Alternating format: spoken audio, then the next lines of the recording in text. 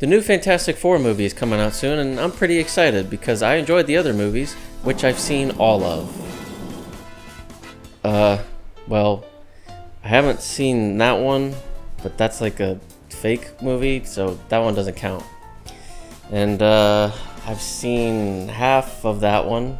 So yeah, I've only actually ever seen half of Fantastic Four 2015, or as it's lovingly referred to as, Fan-4-Stick.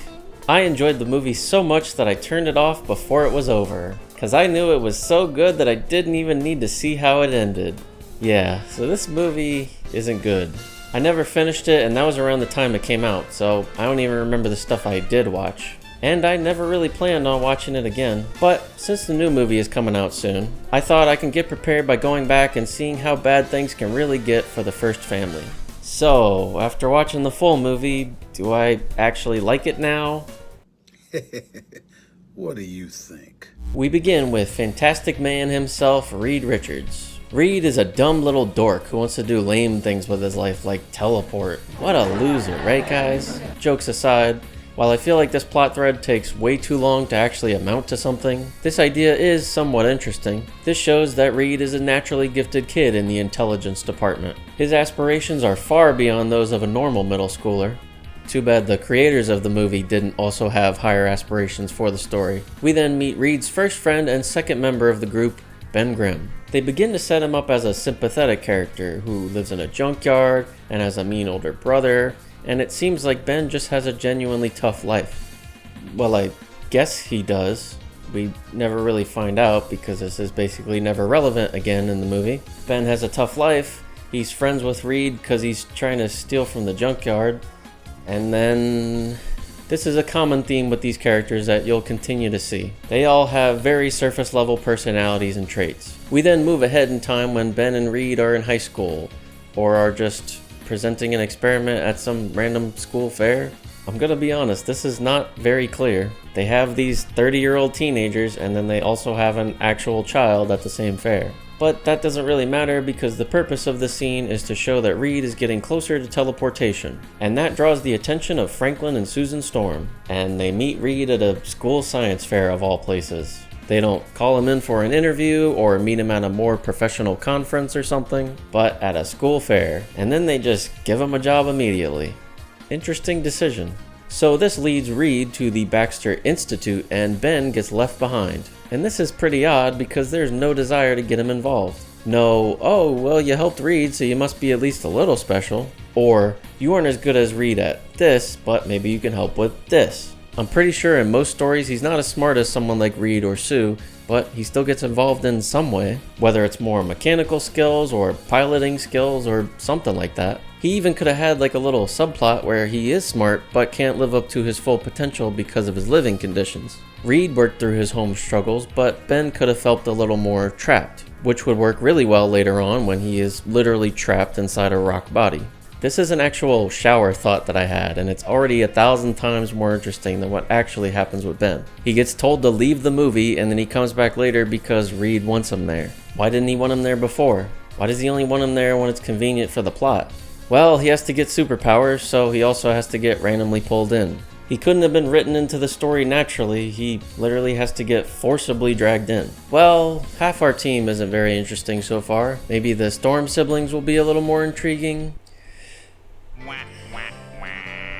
Sue is fine, I guess, but she doesn't have much going on character-wise either. She has a thing where she's good at recognizing patterns. That's neat. And Johnny is a pretty stereotypical hothead. He races cars, then he works with the team after he crashes his car. Not the most compelling storyline. I guess it is slightly interesting that he seems to be a bit smarter in this iteration. In most stories, Johnny's just a himbo and doesn't have much to offer on the scientific side of things. But he actually helps build their machine here, so I guess he was allowed to have his character changed a bit so he can naturally fit into the story. Kind of a weird thing to do though, huh Ben? And lastly, we have our fifth member of the group, Victor Von Doom. He's another brilliant scientist that Franklin needs to help work on the project. And he's a pretty impressive character in most other stories. So I'm sure they at least kept his interesting non-cookie cutter traits here, right? Will you cut that out? Victor is just a conventional, arrogant, smart guy that thinks he knows better than everyone. He kinda has a feud with Reed, which is typically a massive part of his character, but he's more so just a dick in general. And he has a very generic, anti-government outlook as well. Well, hey, why just NASA? Why not the Army or the CIA? We could send our political prisoners there. Waterboarding in the fourth dimension could prove very effective. Wow, very brave and original political commentary you got there. Yeah, man, these characters are just so bland and are written in the most average ways.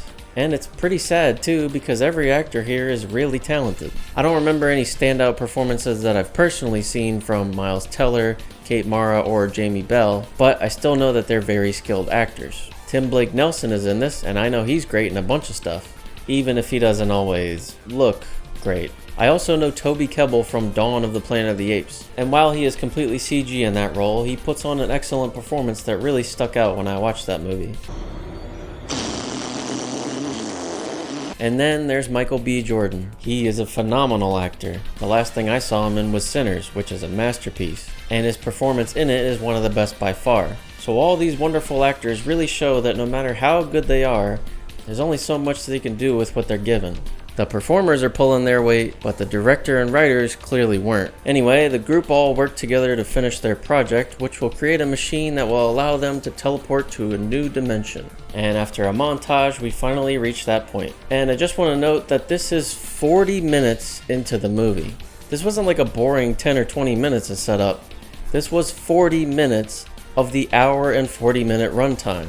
There's only an hour left of the film when the inciting incident happens. They're acting like this is Oppenheimer or something, where a major part of the movie is the scientific stuff. No, the point of this should be showing how these characters deal with a scientific accident and how they navigate their new powers. That's what makes the Fantastic Four interesting at the start, actually delving into their characters. And speaking of navigating their powers, that barely happens at all in this movie. They go to the other dimension, all get their powers, including Victor, who gets left behind. Then they gloss over that because we get a time skip.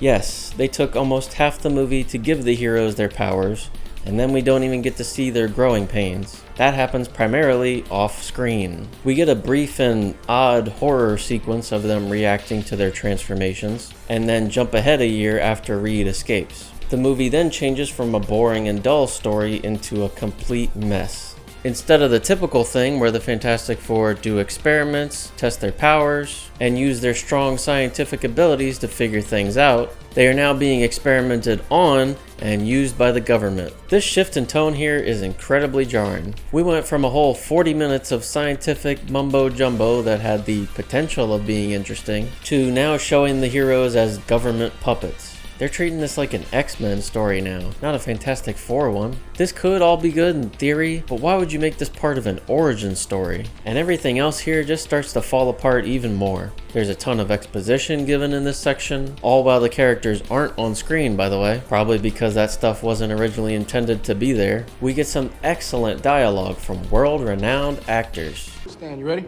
Yes, we are. Flame on. Their suits look like absolute garbage. Ben constantly has his rocks hanging out. Reed does brown face. I get why he did this, but why did he do this? And of course there has to be a forced inner conflict with the group and Reed. Reed left a year ago, and I was assuming he was leaving to make a plan to free his friends. But he actually did just leave them behind.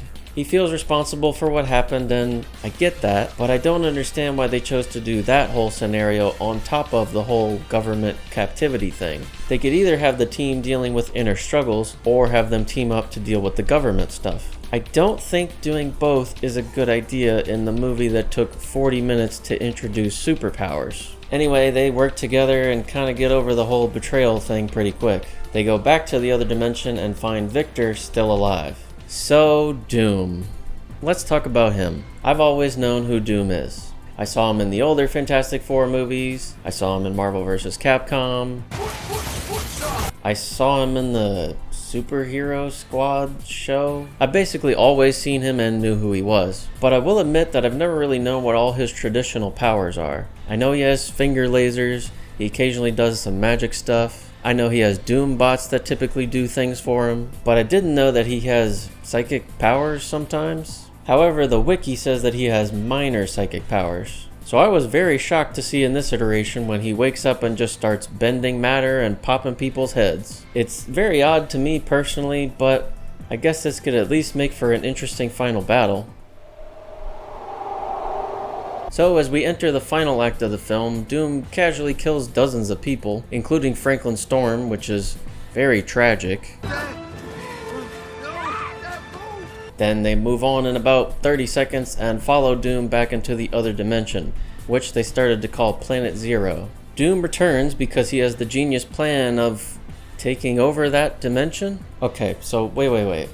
His plan is to take over Planet Zero, which has no other life or real value. He's destroying Earth and sucking it into the other dimension so he can live there alone? By sacrificing Earth to make Planet Zero his world, he's killing humanity. So he's just making this his world because I don't understand what the point is here. At least in most stories, Doom is in charge of Latveria, his country that he rules. And he does bad things to keep his rule, but from what I know, he does actually care for the Latverian people and wants to make a safe place for them. In this instance, he's destroying the world to make a better place for no one? I don't know anymore, man. Anyway, final battle time. Time to see Doom use his impressive psychic powers to throw rocks? Why is he fighting them with rocks now? He literally beat all of them with rocks instead of his head popping powers. Did he forget he had those in the span of like 20 minutes? Whatever, man.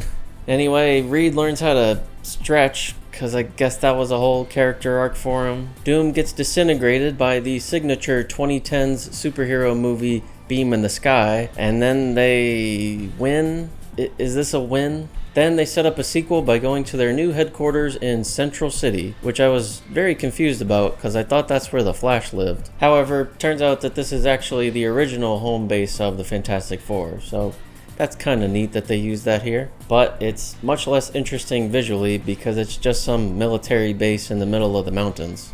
I figured they would go to the Baxter Institute building place since they were already there, and the Storm siblings could go there to carry on the legacy of their father who they forgot died, but technically they aren't going anywhere, so who cares. And then we get to the best part of the movie, the credits, which are absolutely fantastic. Gotta say, it's fantastic.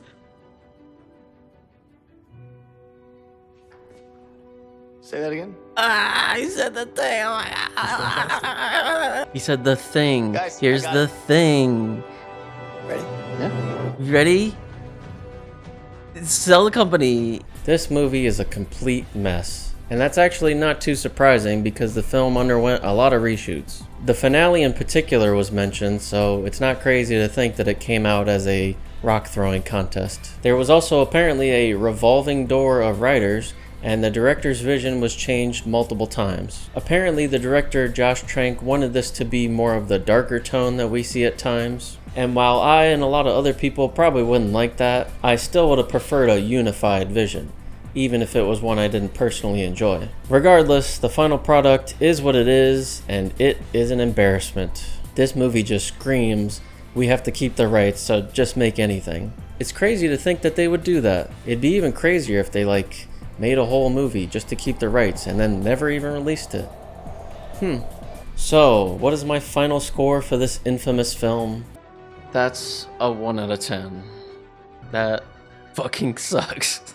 This is probably the worst Marvel movie I've personally seen. I still haven't seen Blade Trinity, which I've heard is pretty atrocious. And Madam Web and Morbius are pretty bad, but I still don't think they reach this level of awful. Also, Eternals, Black Widow, Thor Love and Thunder, all the recent MCU movies that people think aren't that great are still 10 tiers above Fantastic in quality. However, while this movie is a complete joke, we thankfully have a new Fantastic Four movie coming up. Coincidentally, almost 10 years exactly after the last one. And like I said at the beginning of the video, I was mainly watching Fantastic to prepare for the new actually good looking movie, but I wasn't really planning on talking about it. However, after seeing this train wreck, now I feel almost obligated to make a video about Fantastic Four First Steps so I can illustrate how to actually make a good Fantastic Four movie.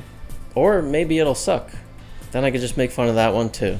Anyway, thanks for watching. I hope you enjoyed the video. Most of my recent videos have been about things that I actually like, so it was fun to talk about a real stinker again. If you enjoyed the video, please leave a like and subscribe for more, like the Fantastic Four First Steps video. Check out some more of my stuff, and I hope you come back again. See you around.